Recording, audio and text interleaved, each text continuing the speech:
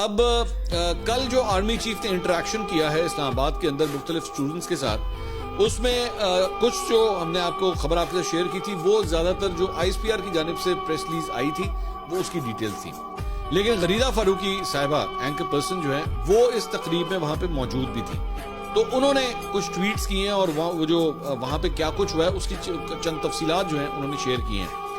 انہوں نے کہا جی سیاست کے معاملے پر ایک سوال جس کا جواب نوجوان نے کہا کہ وہ آرمی چیف سے ہی لینا چاہتے ہیں۔ آرمی چیف نے کہا کہ تمام سیاست کا مقصد پاور ہے۔ آرمی چیف نے کہا کہ میں ڈی جی ایم آئی اور D G I S I رہا ہوں، میں نے تمام سیاسی جماعتوں سیاستدانوں سے ایکشن کر رکھا ہے، ان سب کو جانتا بھی ہوں۔ عوام اسے منتخب کریں جو عوام کے کام آئے۔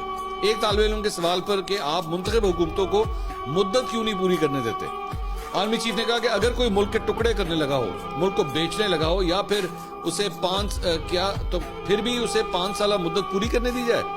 انڈیا میں 12 عدم اعتماد کی تحریکیں آئیں، کوئی مسئلہ نہیں ہوا۔ برطانیہ میں 3 وزرائے اعظم تبدیل ہوئے، کوئی مسئلہ نہیں ہوا۔ پاکستان میں بھی آئینی پارلیمانی طریقے سے 172 کا نمبر پورا ہوا، عدم اعتماد کامیاب ہو گئی۔ ہونا تو یہ چاہیے تھا کہ پارلیمان کا حصہ رہتے نہ کہ سڑکوں پر آ جاتے۔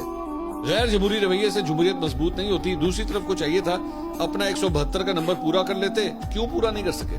سو یہ تو ڈائریکٹلی جو ہے وہ عمران خان صاحب کے اگینسٹ جو تحریک عدم اعتماد آئی تھی اس کے حوالے سے انہوں نے اپنی رائے دی ہے کہ پارلیمنٹ آپ نے چھوڑ دی، اسمبلیاں آپ نے چھوڑ دی، 172 کا نمبر تھا جو کہ جمہوری اور پارلیمانی طریقے سے وہ نمبر پورا ہوا۔ آپ کے پاس اگر دم خم تھا آپ وہ 172 کا نمبر پورا کر لیتے، آپ اپنی حکومت بچا لیتے۔ اس کے علاوہ انہوں نے لکھا ہے جی آرمی چیف نے واضح کیا کہ الیکشن 8 فروری کو ہوں گے اور یہ کہ دعا میں خصوصاً نوجوان سوچ سمجھ کر ووٹ کا حق استعمال کریں، ووٹ ان کو دیں جو آپ کے مستقبل کے لیے کام کریں۔ آرمی چیف نے ایک سوال کے جواب میں کہا کہ تمام سیاسی جماعتوں میں اچھے برے لوگ موجود ہوتے ہیں، اسی طرح اداروں میں بھی اچھے برے لوگ موجود ہوتے ہیں۔ گورننس کے سوالات پر آرمی چیف نے کہا کہ ایک ایسی ترمیم ہونی چاہیے جس سے عوام کے پاس حق ہو کہ اگر ان کا نمائندہ کام نہیں کر رہا ہے یا غلط کام کر رہا ہے تو سال بعد یا مڈ ٹرم یا کسی بھی مدت کے دوران میں ہی اسے دوبارہ ووٹ کے ذریعے ڈی سیٹ کیا جا سکے۔ گورننس کے معاملے پر نوجوان بے حد نالاں تھے۔ اس کے علاوہ اینکر پرسن ہے سمر عباس، انہوں نے بھی اسی سے متعلق جو ہے یہ جو انٹریکشن ہوا ہے ایک ٹویٹ انہوں نے بھی کیا ہے۔ انہوں نے کہا کہ جنرل عاصم منیر نے یہاں پہ نوجوانوں سے خطاب کے دوران یہ بات کہی ہے کہ $5 لاکھ دے کر دی اکانومسٹ یا گارڈین سمیت کسی بھی بین الاقوامی جریدے میں کالم چھپایا جا سکتا ہے۔ تو یہ سمر عباس نے جو ہے اس کو رپورٹ کیا ہے۔ تو آرمی چیف سے متعلق جو ہے جو یہ کچھ ڈیٹیلز باہر آئی ہیں، ہم نے سوچا کہ وہ بھی آپ کے ساتھ شیئر کر دی جائے۔ اچھا جی، اس کے علاوہ بیرسٹر گوہر خان بنیر میں ورکرز کنونشن سے وہ کل خطاب کر رہے تھے۔ انہوں نے کہا کہ بانی پی ٹی آئی کے خلاف بوگس کیسز بنائے گئے ہیں، انہیں سیاست سے ہٹانا ممکن نہیں ہے۔ عمران خان ڈیل کریں گے اور نہ ہی جھکیں گے۔ اب اس ملک میں سیز فائر ہونا چاہیے، عوام کو اجازت ہونی چاہیے کہ وہ اپنے نمائندے منتخب کر سکیں۔ ہمیں نشانات نہیں، خان کے ویژن کی ضرورت ہے۔ ہمارے ٹکٹ ہولڈرز کے ہاتھ ٹوٹ سکتے ہیں لیکن ہمیں نہیں چھوڑ سکتے۔ 175 پولیٹیکل پارٹیز میں بہترین انتخاب پی ٹی آئی نے کروائے، لیکن پیپلز پارٹی، نون لیگ اور جے یو ایف اے کے انتخابات صحیح اور ہمارے غلط قرار دیے گئے۔